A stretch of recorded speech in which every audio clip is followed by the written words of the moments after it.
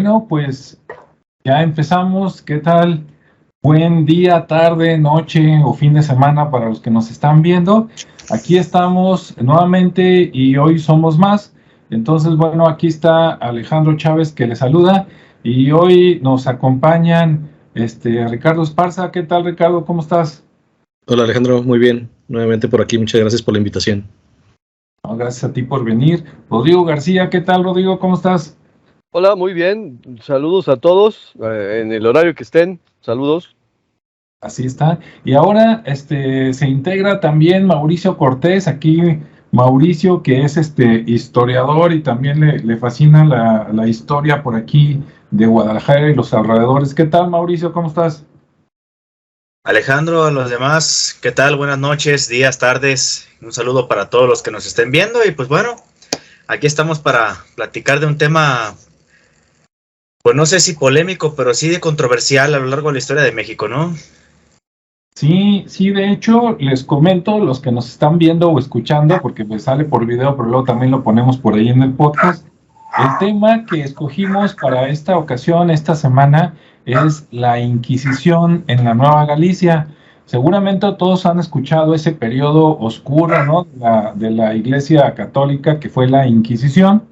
Pero normalmente cuando escuchamos hablar de la Inquisición, a lo mejor nos llegan ideas de por allá, ¿no? De Italia, Francia, España, un poquito de México, lo que era la Nueva España, pero de la Nueva Galicia, ¿qué saben? Casi casi les apuesto que nada, ¿no? El que sepa algo, después abajo en los comentarios nos va a encantar que nos amplíe con lo que sabe y listo.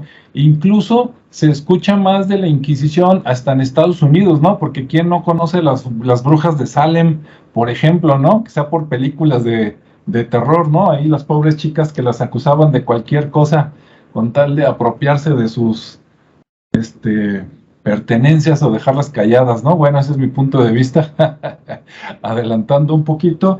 Y les voy a comentar que aunque por ahí nosotros nos encontramos por ahí un documento de la Inquisición en la Nueva Galicia, leí varias páginas, no me acabé el libro, desgraciadamente, así como para platicarles tanto como lo que yo quisiera, y también no encontré tanto momento, digamos, oscuro, a lo mejor no lo documentaron, quiero pensar, así es que voy a empezar desde un poquito más atrás y luego termino con lo que yo alcancé a ver. ¿Por qué? Porque leyendo de la Inquisición de la Nueva Galicia resulta que tiene mucha relación con la Inquisición de la Nueva España. Recordemos que cuando llegan los españoles, aquí, bueno, algunos pueden pensar que era un solo territorio grandote, pero realmente eran como pequeños reinos, igual que estaban en España en aquel tiempo, regados, ¿no? Estaba la Nueva España, que fue, digamos, la primera, la principal, luego la Nueva Galicia, luego estaba el reino de Nuevo León, etcétera, etcétera, ¿no? Entonces, en cada uno, aunque todos se coordinaban, digamos, por la Nueva España y desde España, cada uno tenía sus particularidades, ¿no? Entonces, buscando de la Inquisición en la Nueva Galicia, salió la relación con la Nueva España, luego me fui a la relación con España, entonces tuve que irme para atrás y desde ahí les platico. Bueno, ¿de dónde sacaron la Inquisición?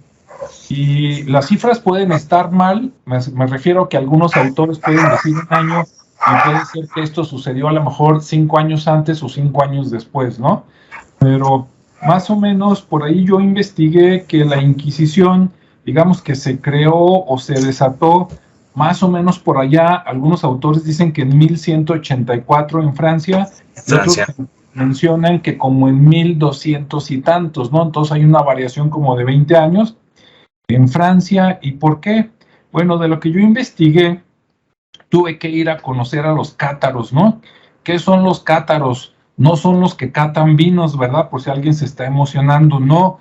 Resulta que fue un pueblo, vamos a llamarle así, que estuvo establecido en varios lugares, pero principalmente en el sur de Francia, por ahí colindando con España, y entonces resulta que los cátaros practicaban una religión que era una combinación del cristianismo o el catolicismo con influencias de los griegos, de los hindús, etcétera, etcétera.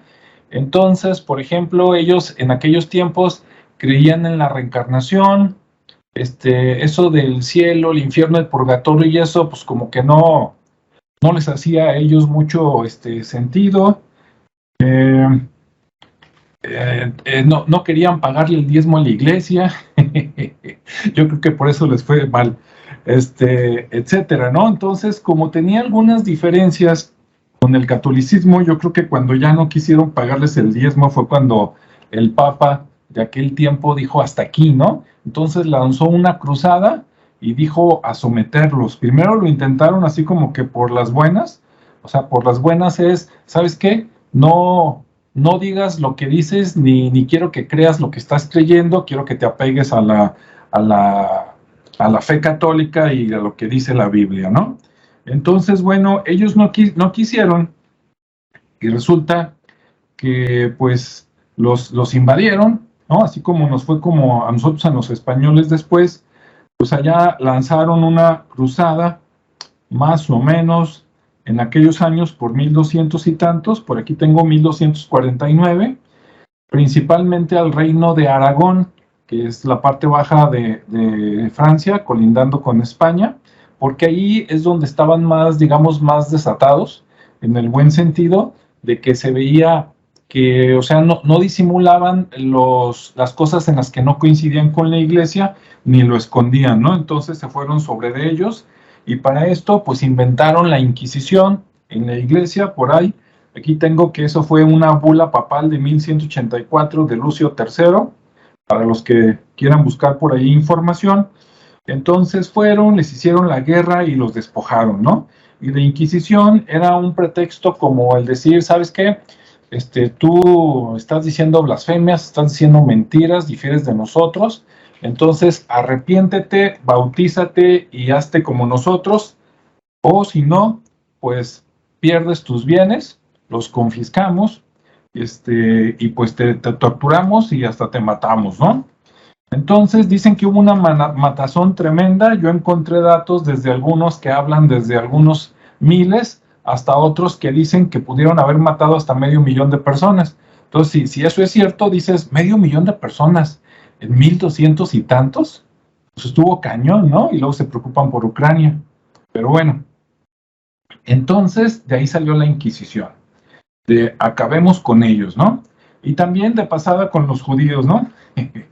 Después, la Inquisición en España, yo tengo aquí que ahí salió más o menos como en 1390. Me llama la atención que son como 100 años después de todo esto que pasó en Francia, ¿no? Fue luego, entonces 100 años después llega la Inquisición a España, como que les funcionó, digamos, la fórmula y dijeron, pues vamos a apropiarnos de todo lo que quieran, ¿no? Dicen, por lo menos donde yo leí, que bastaba con que alguien te acusara de cualquier cosa sin pruebas y que alguien más dijera, sí, es cierto, yo lo vi, para que por lo menos te llevaran de acusado ante la Santa Inquisición, y que si aparte eras de los cátaros o eras algún judío, bastaba con que todo el mundo dijera que tú echaste mentiras o que eras blasfemio, y con eso cualquiera tenía derecho para llegar, matarte y tomar posesión de todos tus bienes, ¿no? Así con todo y casa, esclavos, la esposa, los niños, etcétera, ¿no? Bueno, hasta ahí. Después, la Inquisición en la Nueva España, yo tengo por aquí que es un proceso relativamente, me regreso otra vez, en Francia empezaron en 1184, en España en 1390, muchos años de diferencia. En la Nueva España, en América, con lo que yo leí, tengo la sensación que no querían implantar la Santa Inquisición, pero lo hicieron por presiones y por necesidad. Porque antes de la Santa Inquisición había un antecedente de algo que se llamaba algo así como las audiencias, ¿no? O las santas audiencias, que de hecho el primer presidente de la audiencia de la Nueva España fue Nuño Beltrán de Guzmán. Y él vino todos lo conocen por el conquistador, pero resulta que al principio no. Él vino para hacer cosas de leyes, ¿no? Como cosas de abogados, a juzgar gente. Lo que pasa es que venía bien amañado porque venía de una familia de muchas generaciones, donde por allá en Guadalajara, España, estaban bien pegados a la realeza y a la iglesia, y pues como que ya estaban acostumbrados al chanchullo, ¿no? Si ellos vivieran en esta época, serían políticos como de tercera o cuarta generación, ya con el colmillo bien retorcido, ¿no? Entonces llegó aquí y ¿qué pasó? Que empezó a abusar del poder, no solo con los indígenas, sino también con los españoles y los criollos, y entonces hubo quejas que llegaron hasta el rey, no me acuerdo si era Felipe II, tercero, algo así, no me acuerdo quién estaba, y entonces, pues allá dijeron, oye, como que se le pasó la mano a Nuño Beltrán de Guzmán, entonces vamos a mandar otra audiencia para que lo sustituyan y para que vayan, lo revisen y los juzguen.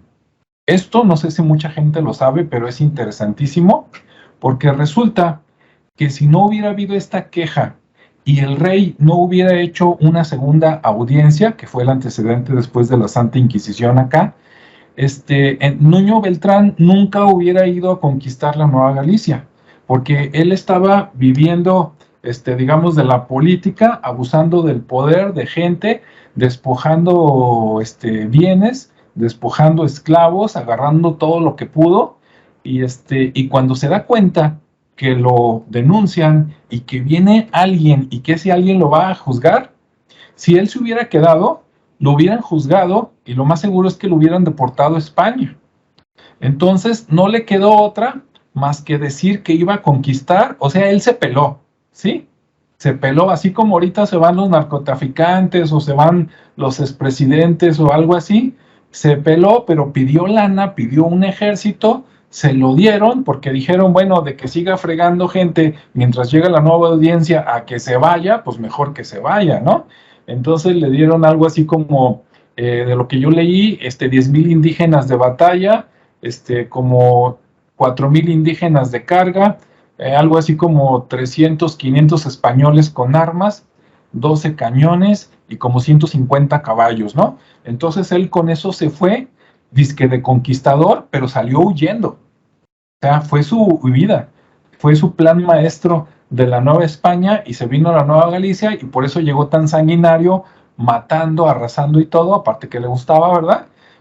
Porque a él le urgía ganar terreno y le urgía ganar oro, dinero, para llegar y decir, miren, conquisté y aquí está la lana, mándenlo al rey para que ya no le hicieran nada. Sí, muy interesante. Bueno, a mí se me hace interesante porque yo esto nunca lo vi en la historia. Ok. Y el que diga, ¿dónde? Luego les paso el dato, pero lo vi por ahí en un libro viejo. Bueno, después de estas audiencias llega la Inquisición a México, a la Nueva España, pero ¿cuándo? Fíjense, 1569. En ese momento se hace la carta donde se autoriza en España que se venga la Inquisición para acá.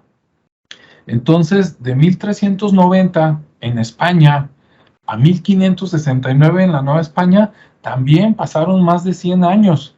Entonces eso me llama mucho la atención, ¿no?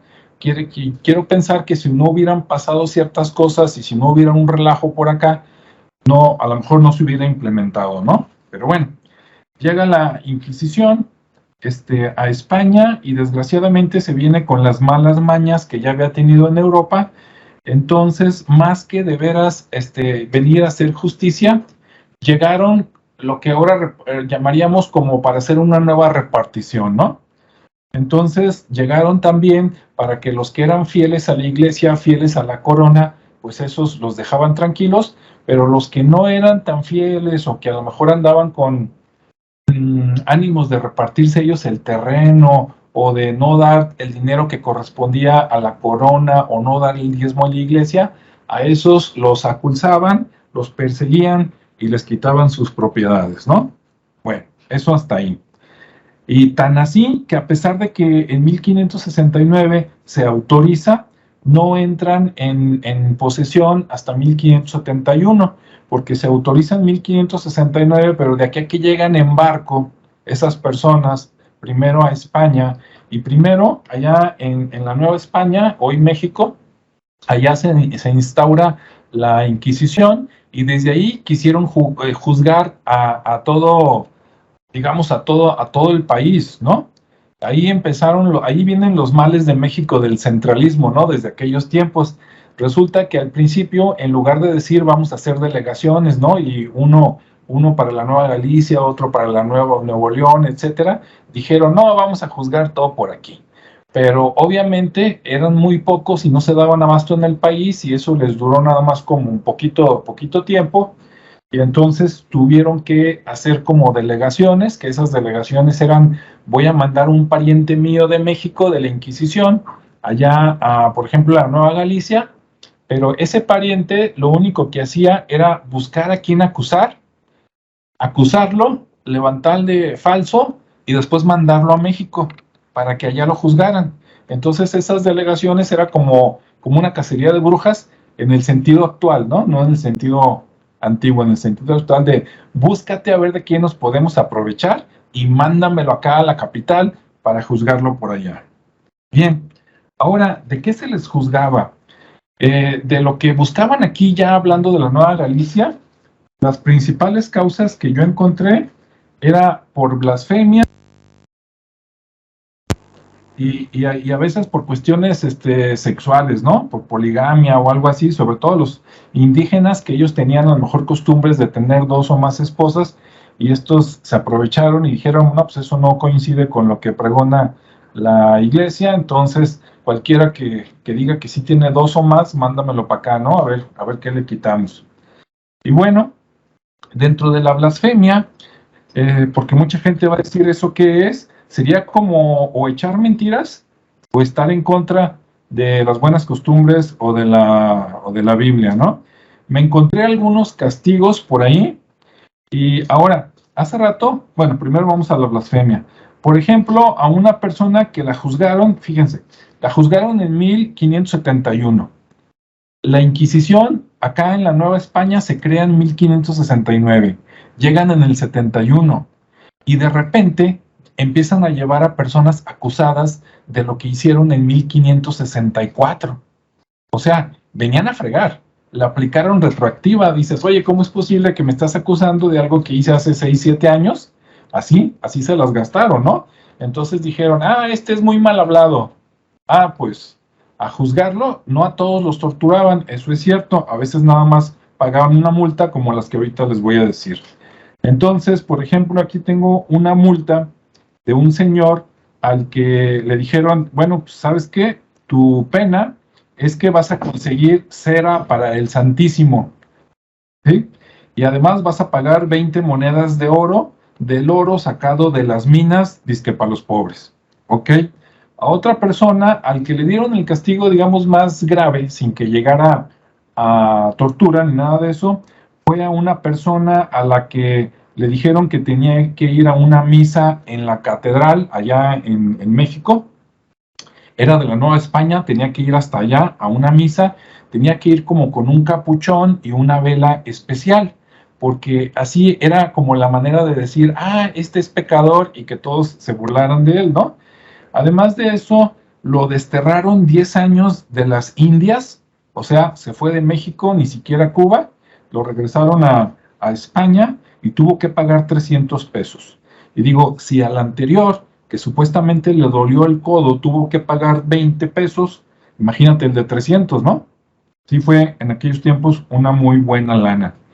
En un video que vi, pasando al tema de la hechicería, decían que en la Nueva España, allá en México, que no se había juzgado prácticamente a nadie por hechicería. Eso vi en un video. Pero acá en el libro que consulté, dijeron que en la Nueva Galicia sí acusaron a gente de hechicería, pero no es como sale en las películas. Por ejemplo, a una señora que la acusaron injustamente porque una familia, un niño se enfermó. Y parece ser que no había doctores. Entonces la llevaron como que con la curandera o la que sabía sobar. La señora lo recibe. De hecho, fueron con ella 2 o 3 veces. Hizo lo que pudo, porque ella era inclusive creo que era de raza negra, o así media mestiza. Entonces le untó unos aceites, le hizo unos rezos, le sobó, pero el niño fallece, ¿no? Entonces el niño fallece, parece ser que le dio una pulmonía o algo así, y después los papás del niño acusan a la pobre señora, ¿no? De que no, tus rezos lo mataron, tú eres bruja y me mataste al niño. Entonces la acusaron y ahí va, ¿no? Y no la mataron, no llegué hasta el final de ese caso, pero creo que nada más le cobraron algo y la corrieron del pueblo, le dijeron que no podía volver y se tuvo que ir a otro, ¿no? Entonces ese fue un caso juzgado disque de hechicería. Entonces, bueno, da risa leer esto comparado con todas las cosas que se ven en las películas, que ya viéndolo documentado contra las películas, seguramente mucho de las películas es totalmente mentira, muy exagerado. No quiere decir que no torturaban gente, sí lo hacían, pero realmente si sin llegar a la tortura se podían apropiar de los bienes de una persona, ya no la tocaban, ¿no? La soltaban, la dejaban ir y listo. Para que alguien muriera realmente en tortura es porque, según ellos, había hecho algo muy grave, así como traición, o era un enemigo político de alguien, por lo menos acá, eso fue lo que leí. Y esos casos graves, así como sí se dieron en Estados Unidos o por allá en Europa, parece ser que acá fueron los menos, ¿no? Y cuando llegó el año de 1700 y tantos, digamos que unos 150, 160 años después de que se instauró la Inquisición aquí en la Nueva Galicia y en la Nueva España, pues dicen que ya estaba en decadencia, que aunque todavía aguantó casi otros 100 años, pues ya para 1700 y tantos, pues que era, o sea, quedaba como nada más el nombre, ¿no? Ya todo se arreglaba con dinero, no se torturaba a nadie, incluso dicen, no sé si sea cierto, pero viene por ahí en un documento, que hay un museo de la tortura de la Inquisición allá en México, como museo, y que pueden visitar todos, y dicen que muchos de los objetos que hay allí de tortura, los inventaron más en el siglo XIX, entonces como que le echaron de su cosecha, o sea que sí, claro que hay torturas horribles, pero que lo que ven en ese museo es, mira, había esto, pero fabrícate otro, ¿no? Esto va a impactar a la gente. Órale, ahorita nos inventamos un aparato de tortura, ¿no? Entonces, que no todo lo que se ve allá es cierto, aunque sí estaba la rueda, sí estaba el potro, sí estaba donde te jalaban, ¿no? De las manos y de los pies y otras cosas, sí, pero para llegar a eso era cosa rara, ¿no? Era más bien venganza política. Y bueno, eso es lo que yo encontré y les comento, y sobre esto, pues adelante. No sé, aquí, ¿quién se avienta primero, Ricardo o Rodrigo? A ver, Rodrigo, sí, está bien. Bueno, arráncate. Ok, va, gracias. Bueno, voy a tratar de complementar un poquito lo que comentabas, porque también mucho de la información está basado en el tema de Europa, desde que surge la Inquisición o el Tribunal del Santo Oficio, el cual se funda en 1478 por los reyes católicos. En ese caso estaba Isabel de Castilla y Fernando II de Aragón. Y el pretexto de fundarlo en ese entonces fue para mantener la unidad religiosa, ¿no? Y obviamente su duración aproximada es de 350 años. Pero la realidad es que nace en Francia, como bien lo comentaste, con los cátaros, los gnósticos, que Europa los consideró unos herejes y que la iglesia pues de ahí se agarró para también crear en 1184, como lo mencionaste, la Inquisición medieval, que fue la primera que mediante la bula del Papa Lucio III, lo creó como un mecanismo para terminar con esa herejía. Y pide apoyo a Francia para erradicar a los cátaros en 1209, mediante algunas cruzadas que por ahí se generaron, ¿no? Bueno, entonces ya llevaban más o menos el control de todo esto. En 1231 el Papa Gregorio IX ya funda la Inquisición tal cual, la pontificia, junto con los dominicos, para entonces avalado por el Santo Domingo de Guzmán, que fue con el que se creó, ya digamos que oficialmente, ¿no? En ese año. También, bueno, pues mencionabas lo de la violencia antijudía que surge en España, porque pues los judíos, como siempre, han sido muy prósperos, han sido comerciantes y prestamistas. Entonces los demás, tanto los musulmanes como la parte cristiana que vivía en España y en esa región, Portugal, España, Francia, pues veían con envidia a los judíos, y pues bueno, ahí los empezaron a acechar, y se hizo como una cacería de bruja, y en 1391 se vuelve muy famosa una matanza que se hizo en Sevilla, en Córdoba, en Barcelona y en Valencia, donde matan a judíos, pero más que matar, como bien comentabas, era un tema de que el castigo, obviamente, el mayor pues era la quema, ¿no? Pero generalmente lo que hacían era mandarlos, los despatriaban, los mandaban fuera, o si no, les cobraban una lana, ¿no? Por haber hecho lo que supuestamente decía la gente, porque pues todo se basaba en rumores. No había necesidad de tener información fidedigna o alguna prueba, sino simplemente con el hecho de generar un rumor ya iban sobre las personas. Obviamente pues trataron ahí de hacer una negociación con los judíos para que se convirtieran a ser cristianos, pero bueno, dijeron primeramente que sí, pues para salvar el pellejo y quedarse haciendo sus negocios ahí en España, pero luego descubren que pues hay un falso cristianismo, ¿no? Que nada más lo hicieron por beneficiarse, y pues el Papa Sixto IV en 1478 también promulga una bula para exigir que existiera una devoción sincera hacia la iglesia, ¿no? Entonces dicen, ¿saben que estos cuates están ahora aprovechándose de la buena fe que tenemos nosotros, y ahora pues vamos a hacerlos otra vez que se alineen, pues? Entonces nuevamente volvieron a hacer otra cacería contra los judíos por no ser, ahora sí que no tener esa devoción, y pues ahí van de nuevo, ¿no? Y luego ya después de eso se empiezan los autos de fe, que son actos públicos que organizaba la Inquisición, para que vieran que sí se hacía un juicio, y que la gente se diera cuenta de cómo los juzgaban, y que aparte sirviera como una muestra pues de lo que podía suceder, aunque ahí nunca se hacía nada, simplemente era el juicio, y ya posteriormente los mandaban ya sea a quemar o a cualquier otra cosa, ¿no? Incluso en las plazas se inició que utilizaban una vestimenta que le llamaban San Benito.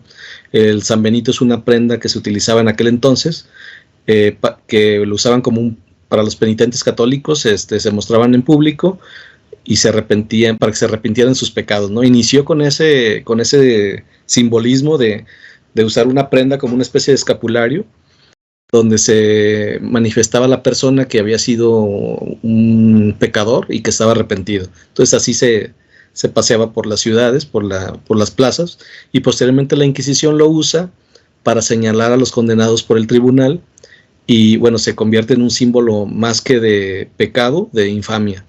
Sí, esto fue en el siglo XVI, y se hicieron muy famosos los autos de fe. Ya en el 1483 la Santa Inquisición se fue expandiendo en España, y bueno, nuevamente los judíos ahí andaban, y se generó un edicto de Granada, donde definitivamente, como no se comportaban, pues los expulsaron, ¿no? Total, los expulsaron de España. Y en 1500 cobraron por la conversión de monedas para evitar ser catalogados como herejes. Obviamente les cobraron a esos judíos y se quedaron. Pero esto fue hasta 1500, ¿no? Es decir, 8 años después. Y ya para entonces ya se tenía un procedimiento para juzgar y validar la culpabilidad. Hasta entonces no existía un procedimiento, pero en ese año aproximadamente se hizo. Y como mencionabas, existía el potro, la toca, la garrucha y otras cosas, otras monerías que se fueron ahí sumando a esos artículos de tortura. Y bueno, también existió la Inquisición portuguesa, la romana, donde también en la romana anduvo ahí Galileo Galilei, que fue juzgado, pero como no le encontraron nada, pues lo dejaron en paz, pero se escapó. Y bueno, ya en el tema de América, América, en 1527, con Fray Martín de Valencia, vino a evangelizar, con los franciscanos, y bueno, ya de pasadita pues lo nombraron comisario de la Inquisición en México. Sí, dijeron, bueno, ya que andas por allá, evangeliza y pues te vamos a dar este título para que también pongas orden. En 1935 le dieron el cargo. A ver, espérame, creo que aquí me voy a equivocar con el número. Creo que no es mío, creo que va a ser 1600. No, luego me sale el purista que nos escucha y nos lee y me va a regañar. Y le dieron el cargo al arzobispo Juan de Zumárraga para que también tuviera esa digamos que ese mando, ¿no? Para poder incidir entre la gente. Pero como aquí había mucho indígena, pues los indígenas se salvaban porque eran excluidos por sus creencias y porque también eran considerados como gente nueva, según los españoles, y aparte no instruida en la religión católica. Entonces era como su salvoconducto, ¿no? A ellos no los toquen porque pues, son gente que no está instruida, son ignorantes en la parte religiosa católica. Pero en una de esas, Juan de Zumárraga pues mete en proceso al nieto de Nezahualcóyotl, al señor principal de Texcoco, y pues lo sacrifica, ¿no? Bueno, no lo sacrifica, bueno, al final sí, pues, al final sí lo tortura y lo quema, porque al final pues veía este cuate, Juan de Zumárraga, pues que ellos sin ningún problema sacrificaban a personas inocentes para sus dioses. Entonces él lo veía como un acto, pues no muy humano. Entonces, por eso lo agarra de ahí, ¿no? Y el 30 de noviembre de 1539, el inquisidor lo manda a quemar. Es decir, Juan de Zumárraga lo manda a quemar, y el señor principal de Texcoco se convierte en la primera víctima del Santo Oficio en la Nueva España. Y en consecuencia, pues a Zumárraga pues, lo regañan y lo castigan por haber hecho eso, porque pues era como un tema ahí importante mantener la paz, pero también pues el otro veía como que estaba haciendo un desorden, permitiéndole tanta muerte, ¿no? Por sacrificio. Y bueno, también se menciona que en realidad en esos 300 años que el Santo Oficio estuvo en México, pues que no hubo muchas muertes. Se menciona que aproximadamente hubo 51, de las cuales están documentadas. Todavía existen esos documentos en un museo que está en la Ciudad de México, y que menciona a Puebla, a Veracruz y a Ciudad de México como los principales casos donde se estuvieron analizando. Hay más, hay como 50,000 casos, pero de esos aproximadamente un 1%, por ejemplo, está de las personas que sí fueron quemadas, ¿no? Y bueno, lo que llegaban acá eran en azotes, les daban un azote de 200 azotes para los que encontraban culpables, y a los que encontraban todavía más culpables o más grave la culpa, los desterraban, ¿no? Y por cierto, en la Alameda Central, donde se encuentra actualmente el Metro Hidalgo, junto al Museo de Diego Rivera, se encontraba la hoguera del Santo Oficio, y ahorita pues solamente permanece una placa, ¿no? Donde se dice que frente a este lugar estuvo el quemadero de la Inquisición de 1596 a 1771. Y bueno, eso lo menciona la Dirección de Monumentos Coloniales y de la República. Y bueno, ya en el 1812 sesionaron las Cortes Generales y Extraordinarias y abolieron en España la Inquisición, y en México hasta 1813 la abolieron. Es decir, dejó de existir en 1813, pero hasta 1820 realmente dejaron de parar las acciones, ¿no? Porque ya traían una sinergia ahí de castigo, y pues dijeron, bueno, estamos tan lejos de la España que podemos seguir con esta ley. Y bueno, actualmente en el Palacio, en la Escuela de Medicina de la UNAM, en la calle de República de Brasil y la República de Venezuela, en el centro histórico de la Ciudad de México, fue el Palacio de la Inquisición, y a partir de 1854 se convirtió en la Escuela de Medicina de la UNAM. ¿Qué otro dato traigo? Perdón. También, pues hoy en día en el Archivo General de la Nación se encuentra el Fondo de la Inquisición, formado por 1773 volúmenes documentados que datan de 1527 a 1820. Los expedientes, como comentaba, son de Puebla, de Veracruz y de Ciudad de México. Y bueno, ahí hay toda la documentación de las denuncias que fueron más recurrentes, de la forma en que se castigaron o la forma en que se cobraron las multas, y pues, está bastante interesante, ¿no? Y bueno, ya en el Museo de la Inquisición, que se encuentra en Tacuba 76, en el centro histórico también de la Ciudad de México, pues ahí ya se encuentran los los procesos y las torturas. Es decir, ya hay una muestra más contemporánea de objetos que incluso no existían. Como bien comentabas, Alejandro, hay cosas que ya pusieron de la cosecha como para que se viera más aparatoso, más sanguinario el tema, pero bueno, ahí están. Y otro museo importante, pues en la ciudad de Guanajuato, ¿no? Que también está muy interesante porque ahí se muestran las celdas donde aparentemente todavía se conservan tal y como se encontraban en aquel entonces. Y bueno, y acá en la Nueva Galicia, pues bueno, todavía encontramos algunas placas o algunos, pues sí, no son placas, más bien como grabados en casas donde fueron sitios donde se generó el Santo Oficio, donde estaban las casas de los principales del Santo Oficio. Y bueno, pues ahí tenía su placa con una cruz, una palma y una espada como símbolo de la Santa Inquisición, ¿no?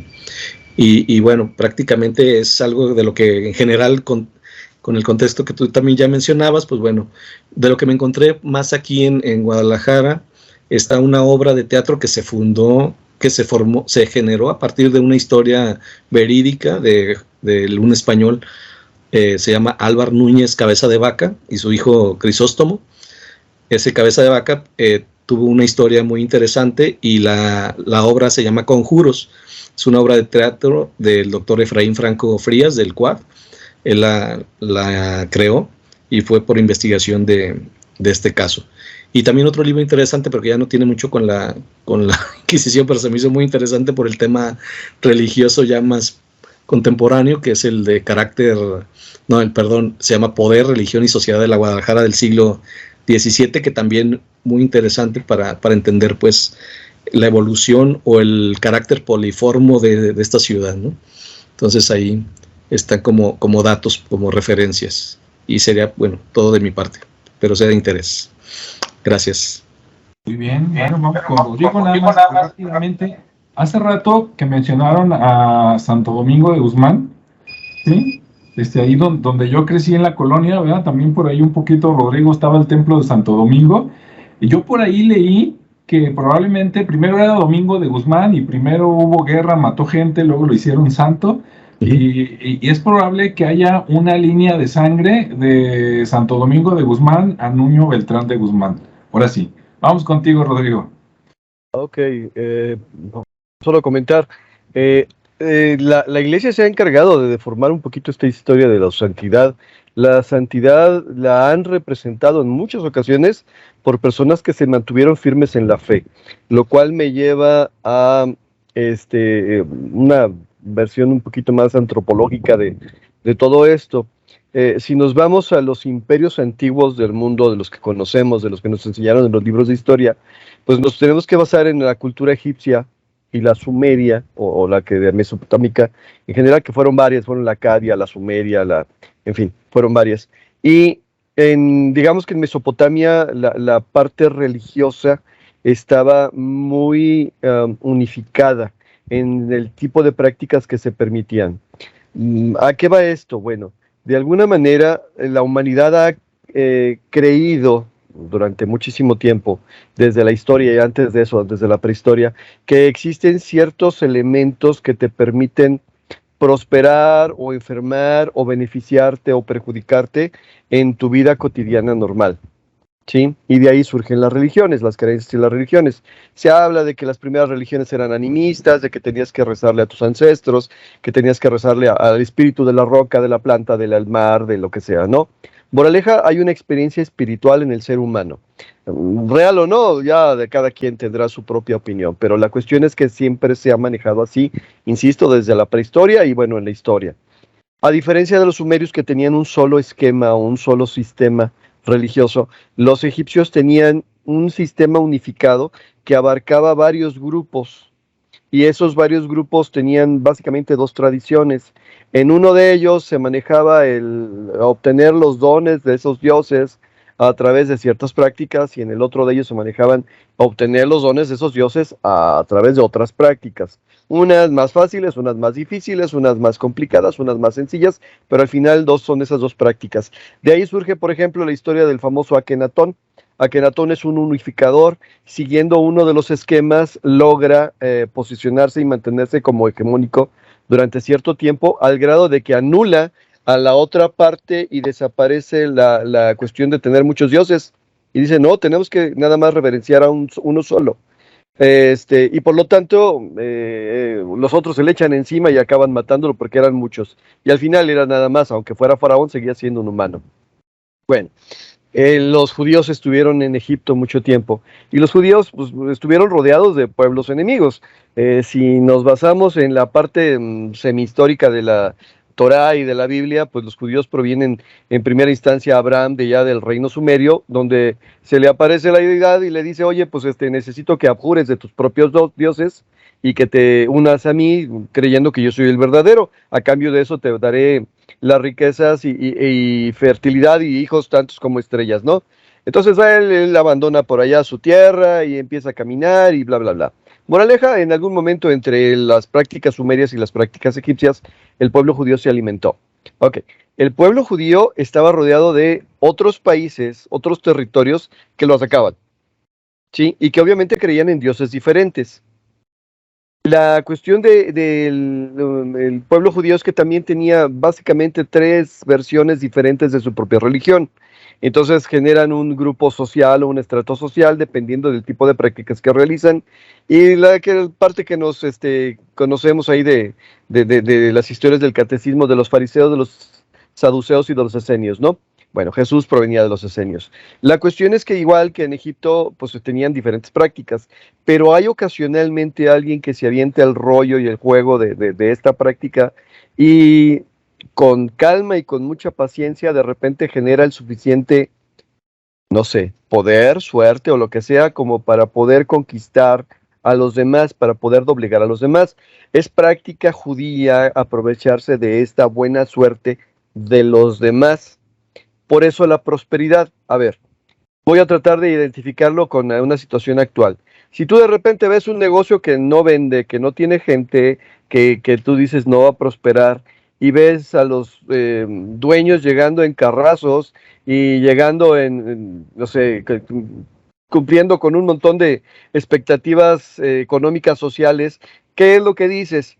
Pues este es narco, ¿no? Bueno, en ese entonces, eso es lo que se decía de los judíos. Ellos de repente, con el sistema y tradición que utilizan, ¿sí? Se hacen de poder, de riqueza, y lo hacen con calma, digo, porque de hecho de eso se trata, por ejemplo, las historias del Antiguo Testamento.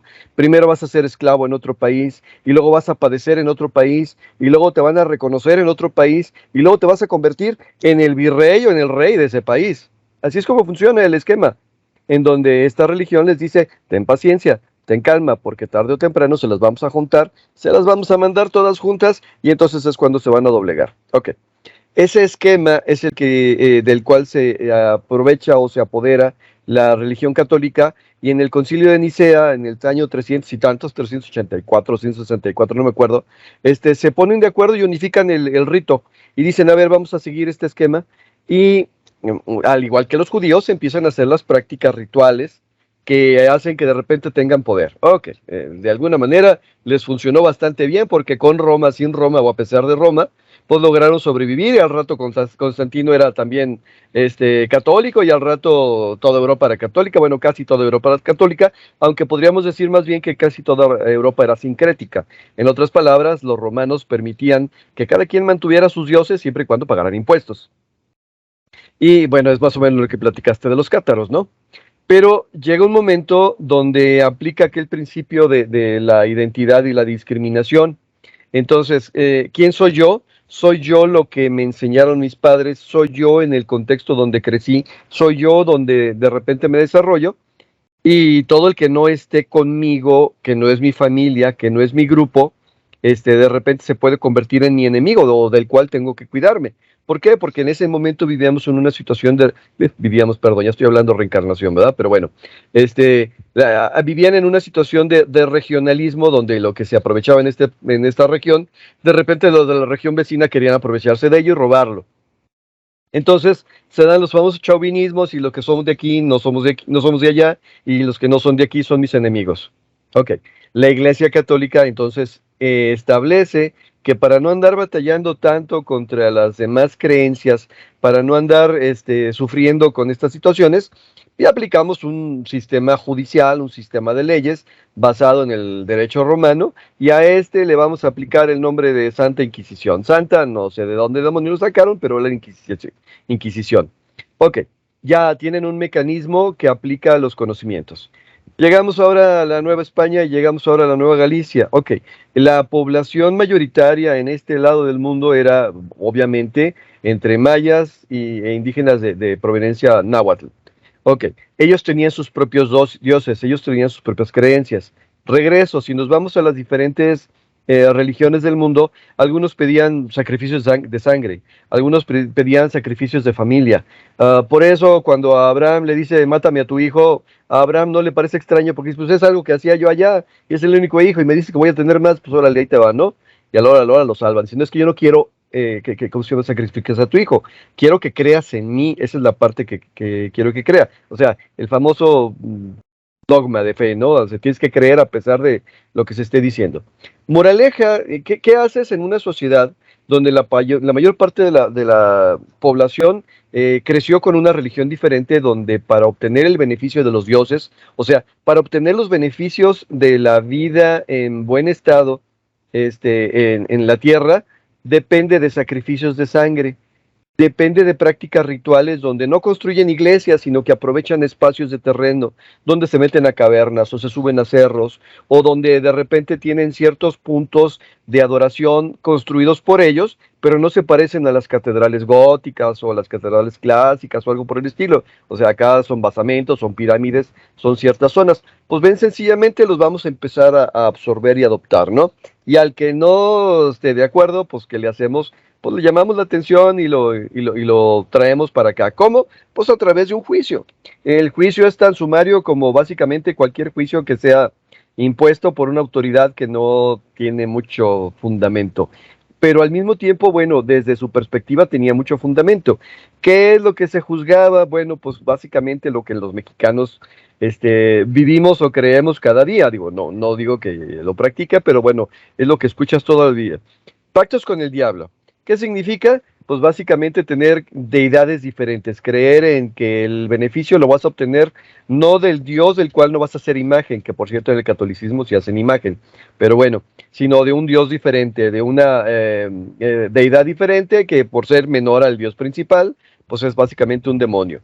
Que fueran brujas, o sea, que realizaran prácticas rituales para beneficio, como mencionaste tú, las sobadoras, las curanderas, prácticas tradicionales de medicina.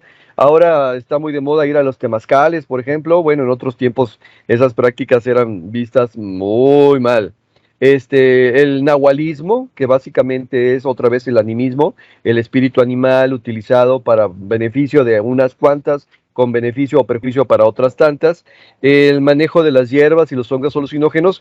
Aquí los judíos, por ejemplo, los judíos no manejaban dentro de su sociedad médicos, no existían los médicos, porque la enfermedad era un castigo por haber pecado o por haber dañado la situación. Moraleja, los judíos se curaban rezando. Y algunos, algunos no. ¿Por qué? Pues porque habían dañado o pecado o lo que tú quieras, adorado a otro Dios o lo que sea, ¿no? La cuestión es que desde la perspectiva, mencionó Ricardo la palabra purista, tanto judía como católica, cualquiera que practicara la medicina que no fuera de ellos, básicamente era brujería.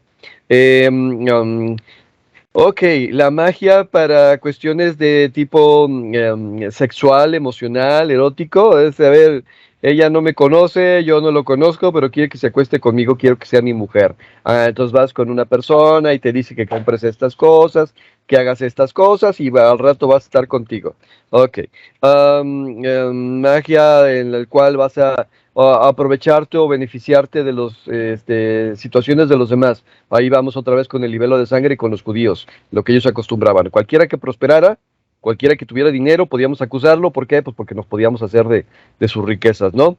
Los horóscopos, los agüeros, la adivinación, cualquier tipo de rituales indígenas. Digo, ahora los voladores de Papantla pues tienen permiso y son bien vistos y es un aspecto turístico y ellos están haciendo sus creencias.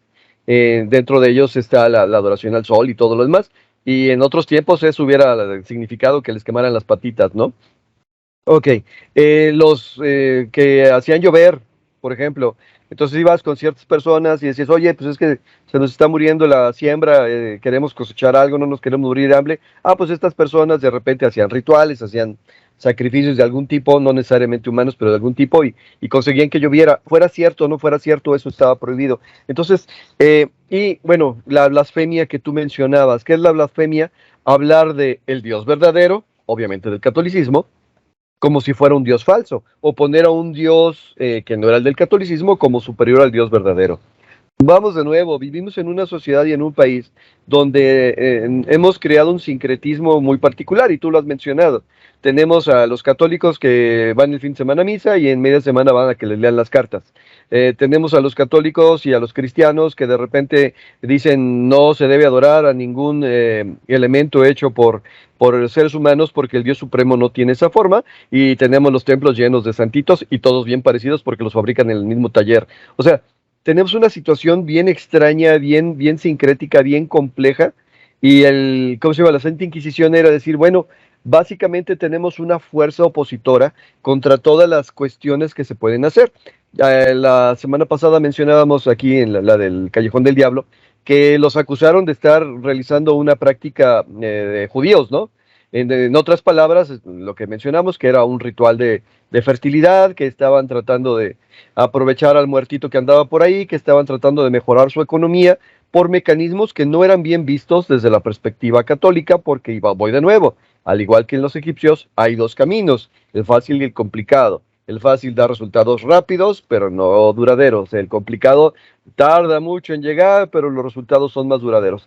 Moraleja, los que no están conmigo están contra mí. De eso se trató la Inquisición. Y si acá no fue tan extrema como lo fue en Europa o los puritanos en Estados Unidos, es porque acá les interesaba más el dinero y el poder que realmente la conversión de las almas, ¿no?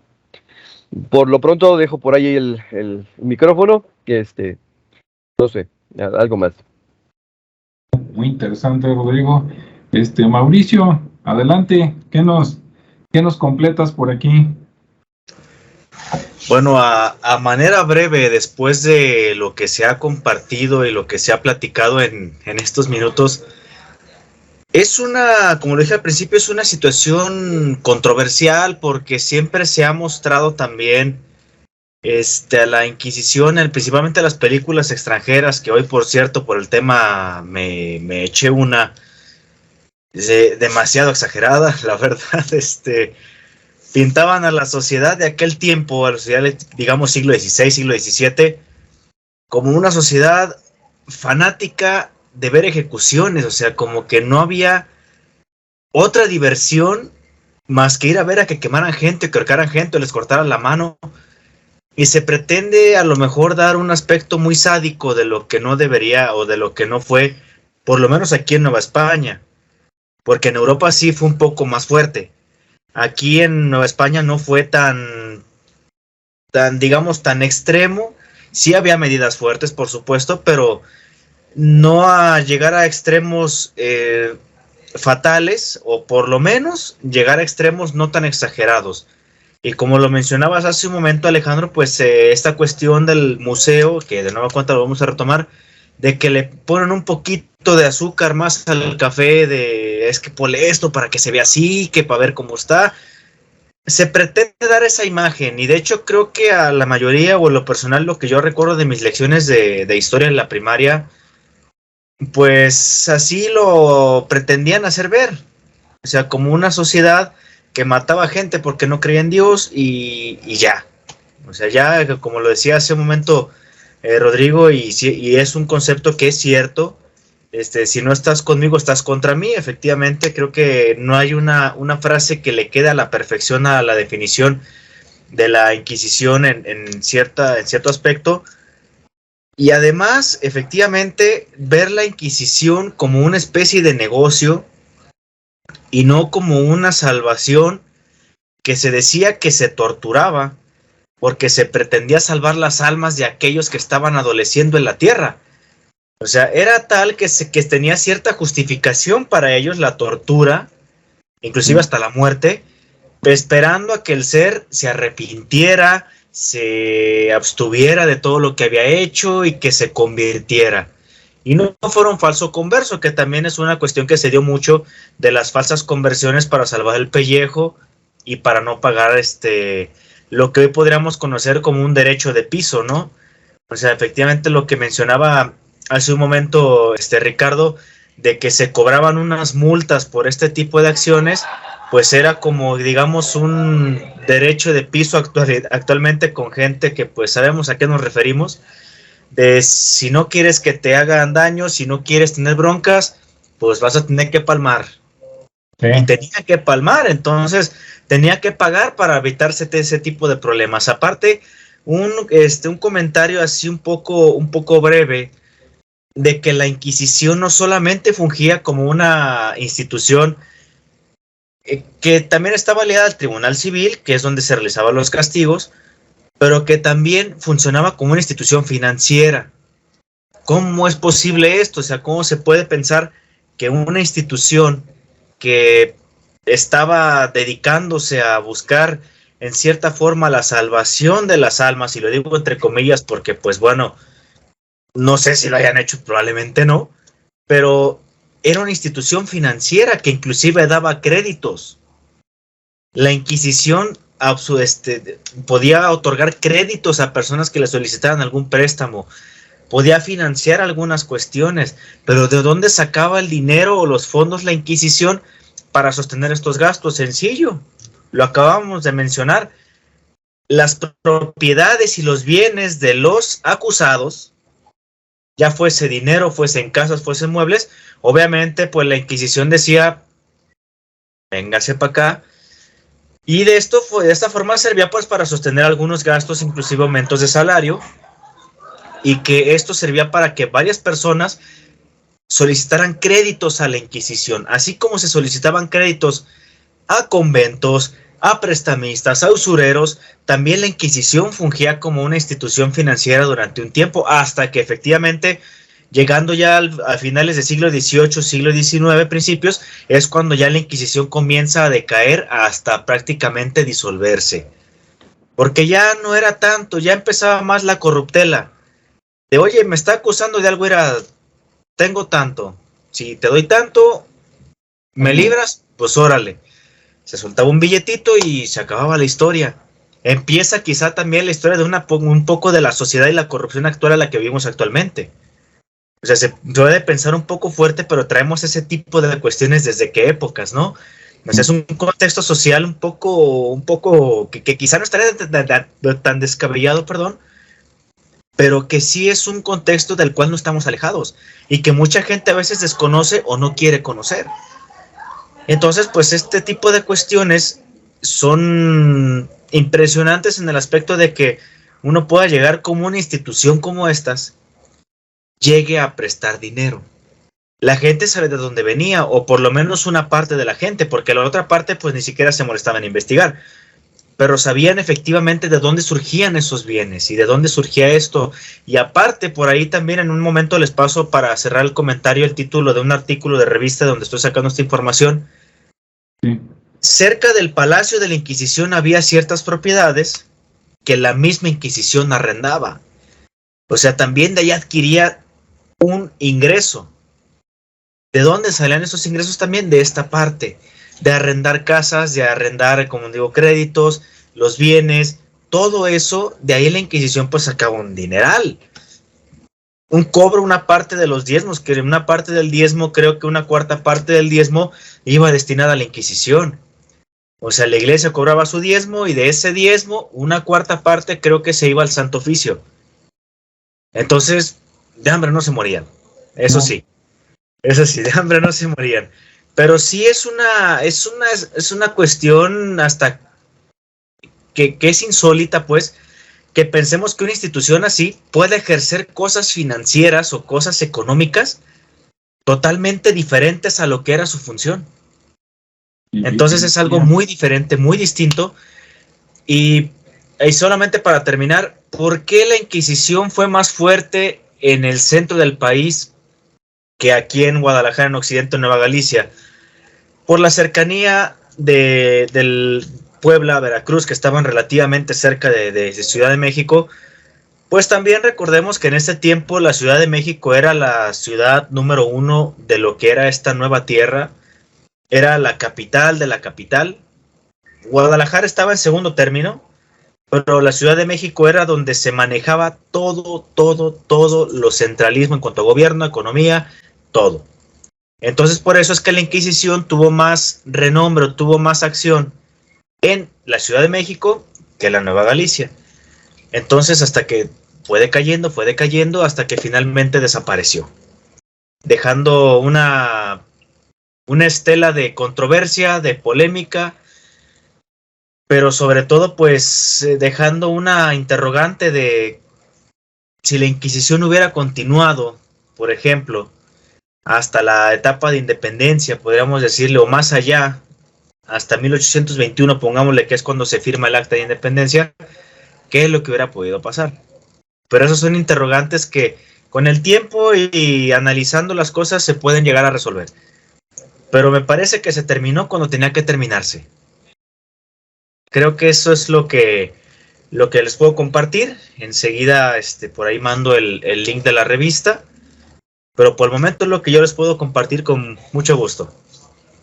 Muy bien, muchas gracias, Mauricio. Y bueno, aprovechando, aquí ya por cuestión de tiempo, ahorita nos despedimos. Entonces, ya que estamos contigo, de una vez, si quieres anunciar tu página en Facebook y los recorridos que haces, pues adelante. Oh, claro que sí. Muchas gracias, Alejandro, por el espacio y desde luego invitarlos a los que estamos en este panel, a los que nos están viendo y escuchando, invitarlos este próximo sábado 16 de abril, en punto de las 12 del día, tenemos un recorrido que va a impartir su servidor, en el cual vamos a recorrer el barrio del Santuario, de la tradición, de la beneficencia a la tradición. Este nombre se va a entender conforme vaya pasando el recorrido, ya verán por qué. Es un recorrido ameno que se va a realizar por los puntos céntricos del barrio del Santuario. Conoceremos dónde vivió y murió Severo Díaz Galindo, dónde nació Agustín Yáñez, dónde estuvo la antigua embotelladora de La Favorita en Guadalajara, de dónde provino el pollo a la Valentina, que fue famosísimo en el barrio del Santuario, al igual que las tortas Emiliano, que son las famosas tortas de estilo Santuario.